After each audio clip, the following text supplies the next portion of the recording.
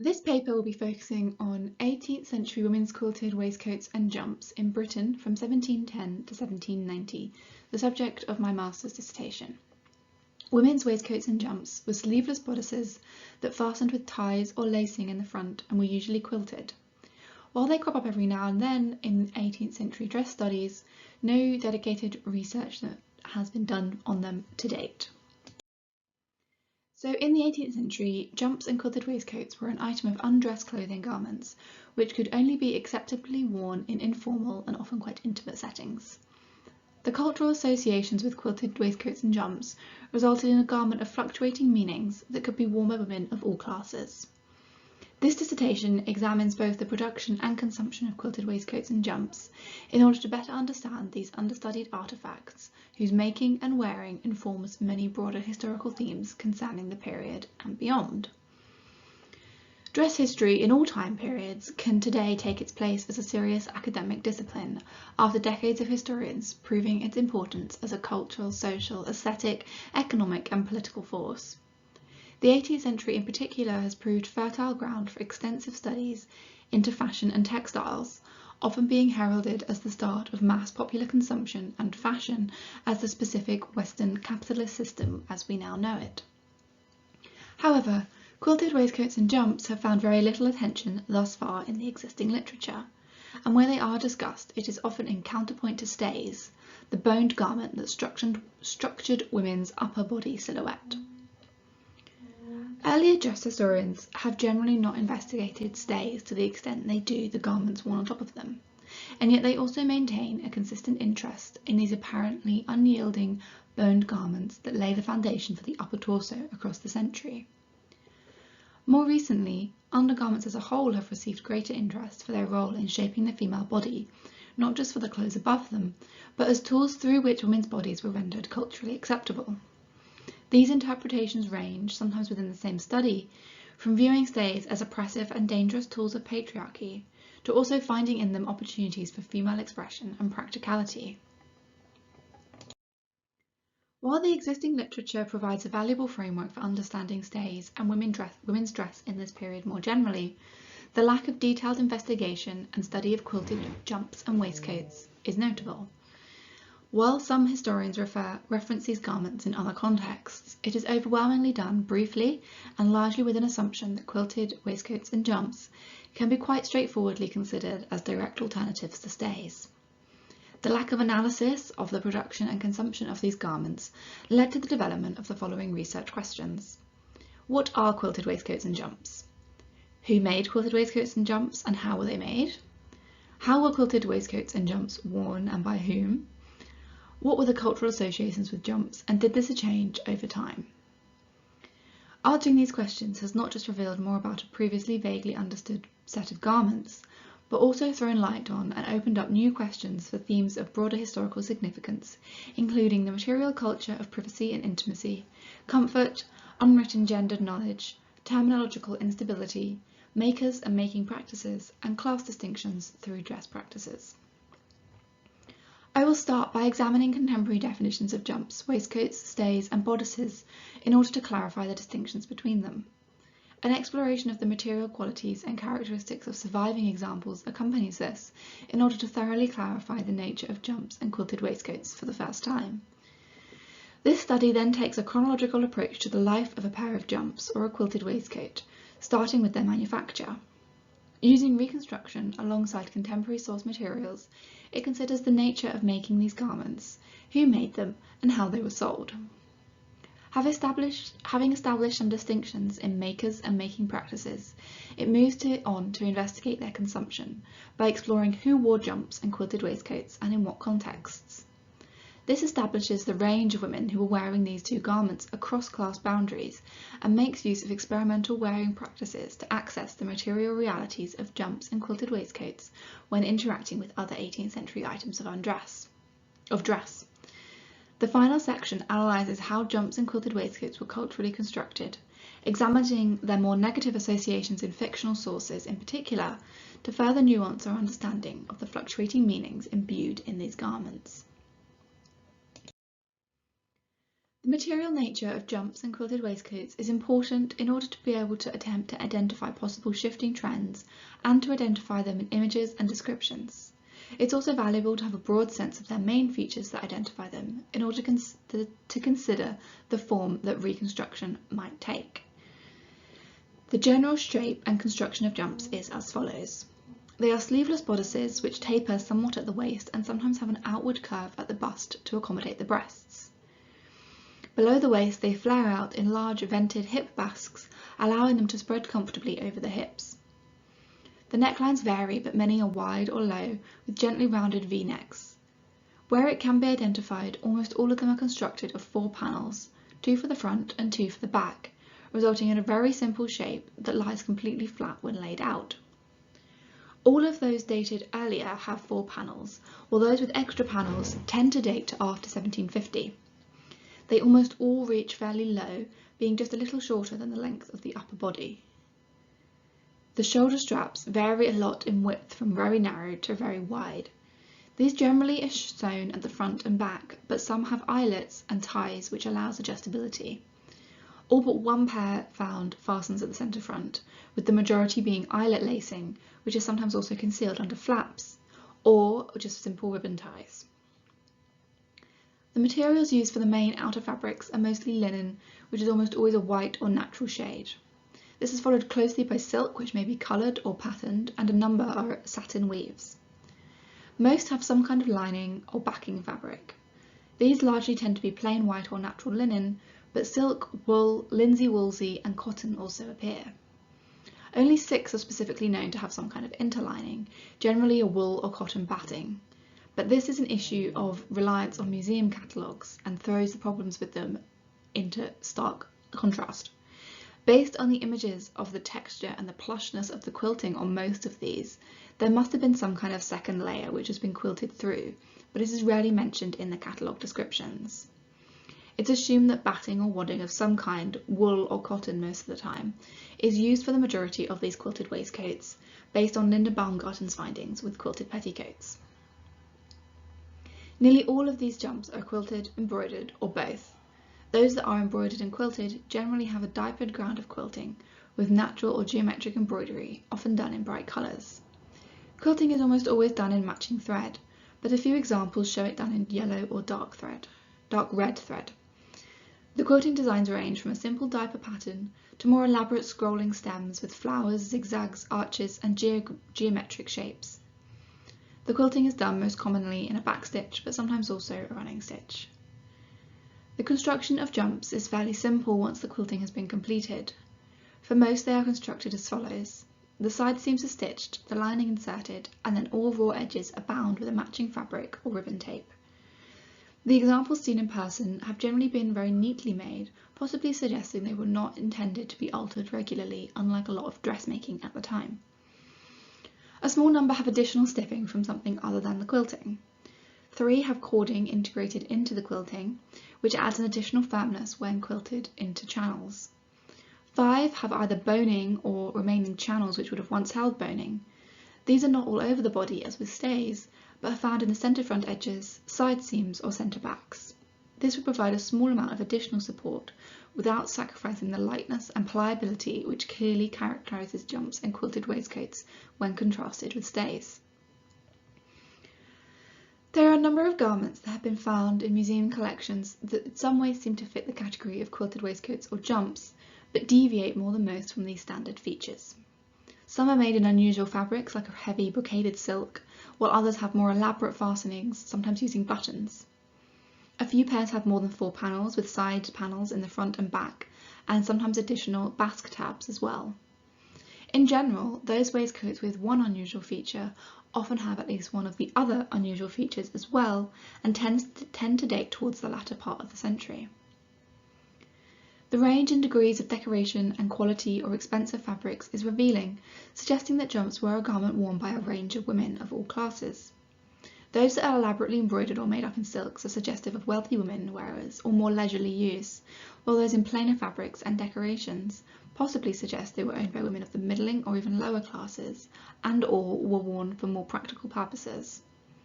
These variations of course reflect those found in gowns and other garments from the 18th century. they were set apart across the social scales by the expense of the material used rather than the basic cut of the garment itself.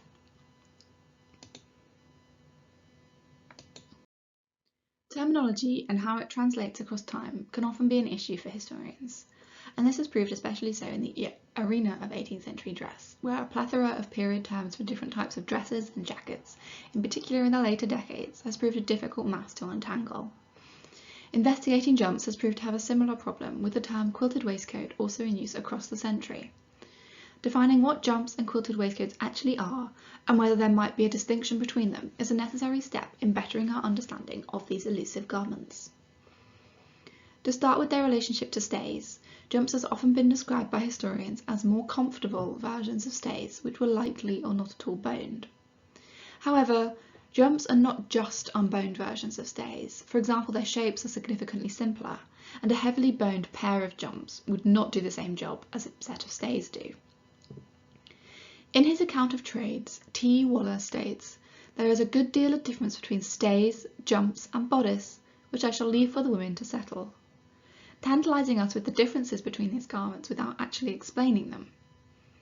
From reviewing a large number of trade cards, alongside definitions provided in dictionaries and trade books, and some of those references found in account books, I have sketched out some distinctions between stays, bodices, jumps, and quilted waistcoats. Stays are, as is already widely known, the heavily boned supportive garments of whalebone and canvas, which I would put at the top of a sort of scale of stiffness of upper body sleeveless garments. The next is a bodice, very similar to stays and still very stiff. They were stiffened with whalebone, pack thread or leather, and worn especially by working women, particularly in the countryside and in the first half of the century. It's also possible they were cut lower than elite stays may have been in order to accommodate greater arm movement. Next in my scale is jumps. These were mostly quilted and were produced by stay makers, as they had light boning in them and were laced in the front. Quilted waistcoats were at the base of my scale, being unboned and the most pliable. These were made by seamstresses, sold directly in linen drapers or haberdashers' shops. They also may have been distinguished by a lower neckline. These distinctions, however, are not fixed, and their usage varies across sources. However, it's provided a useful set of boundaries that might be useful in distinguishing surviving examples. Having noted these distinctions, however, it is also worth considering whether it was one that was fully recognised at the time, or simply a case of variable terminology across different trades for the same garment. Some of the dictionary definitions suggest jumps is a derivative of the French jupe. It may be that stay makers, who also later in the period advertised corsets or corselets, another French term, deliberately used the term jumps to enhance them with an aura of French fashionability, and often note their own connections to France or Paris. Stays are generally not advertised as being available ready-made by stay makers, except in a few cases, and they were most often made to measure. It's not clear whether jumps made by stay makers were also made to measure, or their simpler shape simply meant that they could have been made up in advance and kept as stock. The other source was the shops of linen drapers and haberdashers.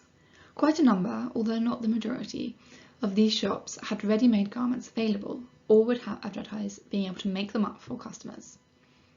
Most often, these are small accessory items like caps, gloves, and hose, but they also extend to small and large garments from quilted waistcoats and petticoats to bedgowns and sometimes full dresses.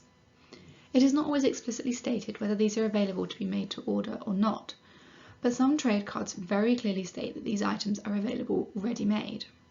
The simple shapes but time-consuming nature of quilting make this quite a practical solution to what could otherwise be a very long waiting time than is usual for a garment to be sewn up. The design of quilted waistcoats is such that they are very size adjustable thanks to the fastenings, especially when there are additional ties on the shoulder, and so being ready-made would not be such an issue in terms of fit. If quilted waistcoats and jumps were styled by stay makers, linen drapers, and haberdashers, who was doing the stitching? While stay makers advertise themselves as selling and therefore presumably making jumps, it's possible they also outsource this work. While some stay makers worked entirely alone or with just one assistant, others might have employed other people for different parts of the work, and generally female seamstresses would be employed to stitch the boning channels, as can be seen in this image on the top right. It therefore seems very likely that they might have also paid seamstresses to perform the quilting work for jumps, especially since quilting was a trade in its own right. Cutting and fitting were seen at this time as the highest skills of the tailor and the staymaker, over and above the actual stitching and construction. Given the very minimal fitting and cutting skills required to make jumps, it might also be possible that a staymaker himself would hardly make the jumps at all, perhaps only drafting and cutting the patterns. Shops like linen drapers and haberdashers would have employed a seamstress to make the ready-made or made-to-measure items that they offered. As Caroline Daldal has demonstrated, it is very difficult to access the working lives of seamstresses who rarely left much behind and were not celebrated figures in the same fashion as tailors. However, trade directories indicate that quilters in particular were almost always women, although occasionally men. Campbell states that they were employed by shops directly to make their goods and paid very little. Very rarely were they able to buy the materials they needed and sell the finished product themselves to the shops. They were therefore at the bottom rung of the garment making trade, and as a result very little survives documenting their making practices other than the garments themselves. It was for this reason that I turned to reconstruction in order to access this unwritten and gendered knowledge. By using other ways of knowing than those traditionally privileged by Western academia, mostly of the embodied practices of gesture and touch, I was able to better understand the making of a quilted waistcoat. There is much I could have said here, but I will confine myself to a discussion of time, labour and cost. The total time it took me to complete the reconstruction, from prep to the finishing touches, was 47 hours.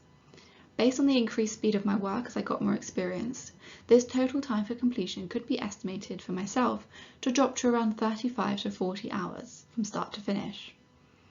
Now, I am not an experienced 18th century quilter or seamstress, and so assuming that this would also drop lower for an experienced 18th century seamstress, this time might have reached 30 hours or even less from start to finish of making a quilted waistcoat. Not much is known about the working days of seamstresses in 18th century Britain, but long hours were likely characteristic. If we were to allow for a 10-hour working day, the waistcoat represents approximately 3 days of work, or more if you're considering a shorter working day. From the few sources detailing the price of quilted waistcoats, they averaged around 10 shillings in the middle of the century. Waller's Trade Directory indicates that a journeywoman quilter could make between 1 to 2 shillings a day. At 3 days' work, a quilted waistcoat could then have been around 3 shillings, with most of the final price of 10 shillings coming from the cost of materials, which is something I have not yet attempted to calculate, but could do with an investigation of material costs and yardage required to make them. So who was wearing these garments and what were some of the associations with them? Women from slaves to duchesses are recorded as wearing quilted waistcoats and jumps across the 18th century. Women's personal writings in letters and memoirs do not tend to describe in great detail the clothes they and others wear. Where they do, it is almost always in reference to formal or full dress, clothing that participated in the elements of public display and status often associated with 18th century fashions, in particular among the elite. However, by putting together references found across various women's personal writings and accounts, an image can be built up. The account books of Martha Dodson, a wealthy gentry widow, have proved the richest source for regular references to waistcoats that she purchased, with some hints as to how they were worn as well. Between the years of 1746 and 1760, Dodson purchased 3 specifically quilted waistcoats, 6 waistcoats where the quilting is unspecified, and 1 pair of jumps, making for a total of 10 of these garments over 14 years. As well as illuminating some detail regarding the makers, Mrs. Dodson's accounts also refer to most of the waistcoats as either a night waistcoat or a morning waistcoat. Those that are specifically noted as quilted are all morning waistcoats. However, it's possible that those that aren't mentioned to have quilting were in fact quilted, since they were all made by a Mrs. Stafford, who did all of Mrs. Dodson's quilting work. There is nothing else to distinguish the night and the morning waistcoats, with the prices consistent between them. However, based on the names, it's likely that the morning waistcoats were those that were intended for wear in the space between rising and dressing, in full dress for the later day's activities, a sort of liminal space of undress, which will be explored further. However, night waistcoats were most likely worn in bed and in fact for sleep as well. This is based on the absence of any such references to informal evening dressing in any of the sources examined. If some of the waistcoats not specified as quilted were actually not quilted, despite being made by quilter seamstress Mrs. Stafford, it is possible that morning waistcoats had more structure to them through the quilting, while at least some night waistcoats were not quilted, perhaps in order to be more pliable while asleep. Mrs. Dodson's accounts also frequently record the purchase of lacing for stays and waistcoats, suggesting that she wore the style of waistcoat with laced eyelets to close rather than front ties. The frequency of these purchases would also indicate the wearing out of the lacing, hinting at the cycles of use and the pressure exerted by the body on the laces used to fasten these garments, a reminder of the often missing or worn-out ties found on extant garments. Amongst the letters, diaries and biographies of wealthy 18th century women, some references to jumps and waistcoats can be found, and provide insight into the temporal shifts of life and of the day, and how clothing functioned within that. Observations and visual sources provide a window into the dressing practices of non-elite women, and demonstrate that wearing jumps and quilted waistcoats occurred across the social spectrum. For elite women, jumps and quilted waistcoats appear most often in relation to health and well-being. These mentions occur most frequently when discussing pregnancy and ill health, but also are broadly associated with a gentler way of dressing. Letters between women in particular demonstrate a communal caring through expressions of concern and advice about the bodies of the letter writers and their female networks of family and friends. For example, Mrs. Delaney, then Pendraves, writes to Anne Granville that, quote, "I have wrote to my sister Foley already about lacing straight, and she assured me she does not. Her jumps will go next Sunday, and I dare say she'll put them on," unquote. Whether these garments were worn at home or at all times, including outdoors, is unclear from these women's writings, however. But my experimental wearing practices have strongly suggested that the standard garments worn in public by wealthy women during this period did not generally work well when worn over a quilted waistcoat rather than stays, as can be seen here in these two images. On the left, a 1780s gown worn with stays, and on the right, the same dress worn with my quilted waistcoat on underneath instead. Clearly, it does not fit well at all, and even if it did, would be clearly visible above the neckline. From this, I argue that jumps and quilted waistcoats could not be simply switched from stays to achieve normal standards of public dress, and question the assertion that quilted waistcoats and jumps were simply a substitute or more comfortable alternative to stays for all possible occasions. Jumps are also associated with pregnancy, appearing in midwifery books advising women to put them on pre- and postnatal, and this spans across classes, with both the Duchess of Marlborough and a poor staymaker's wife, Mrs. Viney, wearing jumps or quilted waistcoats prior to or after giving birth. Outside the home, jumps and quilted waistcoats are mostly visible on the bodies of non-elite working women. Several depictions of street sellers and other women of the lower classes, such as this one on the right, suggest they are wearing jumps or quilted waistcoats between their gowns and jackets, rather than stiffened stays or bodices, if you take a look at the woman in the centre of this picture here. In some of these depictions, this is presented neutrally as a perfectly respectable form of dress for a woman of that station, suggesting that jumps and quilted waistcoats were not exclusively the preserve of the privacy of the home, as suggested in this image on the left of an elite woman. However, many other depictions and observations of working women wearing these garments in public are far more critical, often disgusted at the women wearing them more broadly, and thus associating jumps and quilted waistcoats worn in public with a moral and physical looseness and laxity. Horace Walpole describes the, quote, "foul old clotheswomen in Holborn on a hot days as, quote, mopping themselves all the way down within their loose jumps," unquote. This is extended in literary and visual representations of jumps and quilted waistcoats. Depending on the aims of the author, the absence of stays and the wearing of jumps, quilted waistcoats, and other items of undress is used to indicate both the lush, erotic woman and a squalid, dirty woman. What is common across them is that the absence of stays is interpreted as sexual accessibility, with the material stiffness and structural support of stays being equated with moral uprightness. This is encapsulated by a line from a satirical poem, quote, "Now a shapen neat stays, now a slattern in jumps," unquote. The association of wearing quilted waistcoats and jumps in public with non-elite women is also reinforced here. As well as the sexual associations, they are generally depicted on the bodies of working or country women rather than on wealthy city dwellers and aristocrats. While jumps and quilted waistcoats were worn across the social spectrum, the differences in where they are worn and the interpretations of others of that is class-specific. Elite women appear to have largely worn these items at home, viewing them as healthful, easy additions when needed and encouraging those in their circles to do so. This overlaps with some sources depicting working women wearing these garments, and the absence of more may partly be due to the fact of the lack of direct accounts from non-elite women. Therefore, we have to rely on those of observers' third-hand accounts, and these can tend to be a bit more critical. Working women also wore jumps and quilted waistcoats in public, and it appears to have been done to mixed reception. While seemingly acceptable when covered by jackets and gowns, visible jumps and waistcoats attracted the disgusted critique from mostly male observers.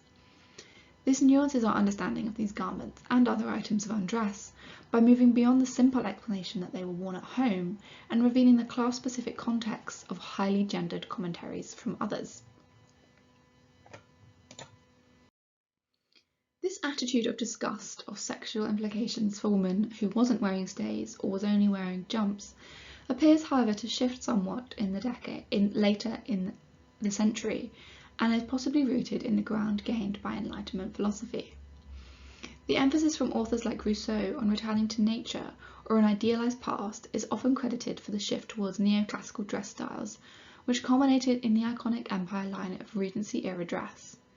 These are often framed as more comfortable, more sensible forms of dress, which freed women's bodies and allowed them to be more natural. Rousseau himself writes in Emile that people must do away with, quote, "the Gothic trammels, the innumerable bands which confine our limbs in a press, those frames of whalebone," and instead embrace the flowing garments of ancient Greece. Rousseau was not alone in this critique of perceived constriction and damage caused by stays in particular. The arguments found in medical treatises, but also in articles published in more widely read magazines. An article claimed to be written by a physician in 1786 and published in the Ladies' Magazine recounts a range of serious disorders resulting from the pressure exerted and organ rearrangement caused all by the wearing of stays, or, as he calls them, quote, "murdering machines," unquote. The perception on the part of male observers that women are tightly winching themselves into their stays most likely does not reflect reality, but has been allowed to become the dominant narrative attached to stays, especially in popular accounts of historical women's dress.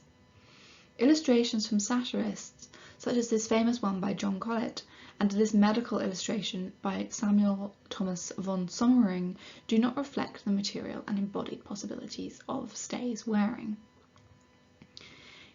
Colet's tight lacing method seen here is not in fact how 18th century stays are laced, as has been pointed out by some other historians, with a side-to-side motion being far more effective to pull the laces tight, and in fact there only being a single lace rather than two. Also, the false rump being used to brace against here would provide little support as it was softly padded. Of course, satire is not intended to always reflect the physical possibilities of the real world, and has lots of other meanings itself, as has been elucidated by Elizabeth Gurnard recently. However, given the lack of embodied knowledge of how stays actually wear on the body among some historians, it's still important to point out how a source like this can be misleading as to the reality of wearing experiences. Sommering's illustration of the body with and without stays also demonstrates a failure on his part to understand how women's dress functioned to create an illusion of a smaller point at the waist without necessarily warping the actual body beneath through the use of padding and seam lines. The shift to Regency dress styles and the less structured stays that came with them is often connected to these narratives of the evils of 18th century stays. But the existence and wearing of jumps and quilted waistcoats shows that while there were options for more pliable alternatives, they were not rendered acceptable under the moral ideals of the day, which equated firm bodily boundaries with firm moral ones. The shift towards high waists and flowing styles was not necessarily an ideological one, so much as one of aesthetic play and innovation. In turn, new styles of supportive garments developed to match this silhouette change, which now accommodated designs, allowing for a more pliable style of stays, such as these seen in the middle and then on the right. Transitional stay styles of the late 1780s and 1790s are remarkably similar to several pairs of later jumps and quilted waistcoats. By becoming lighter in weight and in their stiffening, these new stay styles might have eliminated the need for a lighter alternative, the lighter alternative provided by jumps and quilted waistcoats that was previously worn during times of undress, illness, and pregnancy. This fits into a wider shift that perhaps eliminated or reduced the wearing of undress garments altogether. 1790s and 1800s styles have often been characterised themselves as undress by both contemporaries and historians, and might see a merging of undress and full dress styles into one. Looking into this is beyond the scope of this dissertation, but contextualises the apparent disappearance of jumps and quilted waistcoats towards the close of the 18th century, and may be a point for further investigation. This research has revealed the pressing need for more work to be done in the area of women's undress during this period, a broader category of clothing that speaks also to these broader themes. Undress as a category of clothing requires additional research to understand how it was produced, consumed, and understood in this period, research I myself am currently beginning in the hopes of pursuing a PhD on the topic. This paper has given an overview of some of the key findings of my research. While I have indicated some of the broader themes and contexts, it is largely focused on the details of the production, consumption, and mediation of jumps and quilted waistcoats in the 18th century. However, my dissertation itself explores some of the ways in which findings about a specific item of clothing can inform the interests of 18th century historians more generally. Investigating the makers of jumps and quilted waistcoats illustrates the challenges of accessing the experience and skilled knowledge of working women who were not respected in their time or for much of history, and whose stories have not survived well in the historical record. Taking the material remains of their labour as a starting point for a reconstructive methodology suggests one non-traditional means of accessing this kind of unwritten, embodied knowledge. Explicating why these largely female craft skills and knowledge systems are not well preserved through untangling vague terminologies opens up a broader discussion of chaotic and gendered knowledge and how to make sense of it as a researcher when it wasn't written down in its period. Where and how jumps and quilted waistcoats are worn, and the commentaries and associations swirling around those behaviours, is intimately tied up with perceptions of class and its role in consideration of public and private spaces. The sexuality and immorality of working class women is picked up on often and speaks to contemporary debates around human nature and the perceived inherent failings which are compounded upon working class women as both female and non-elite. The contrast in the tone of women's own writings around jumps and quilted waistcoats and that of male observers is suggestive of what is missing. Without the accounts of non-elite women, we are left to rely on male observations that exaggerate sexual and moral concerns and leave out the gently mundane and nurturing discourses found amongst the private female networks. It is vital that dress histories examine all aspects of the role of clothing in the past. Both the production and use of garments can tell us not only about the nature of dress and how it changes, but about the cultural constructions surrounding it. By ensuring dress history is embedded in socio-cultural contexts, dress historians ensure their research is of value not only to others in the field, but to historians of their period more generally, by enriching our collective image of the past. Thank you so much for listening all the way through this paper. And please feel free to get in touch with me or see more of what I'm doing through my contact details here.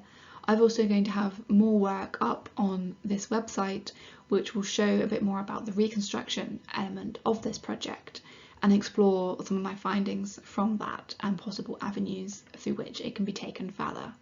Thank you so much.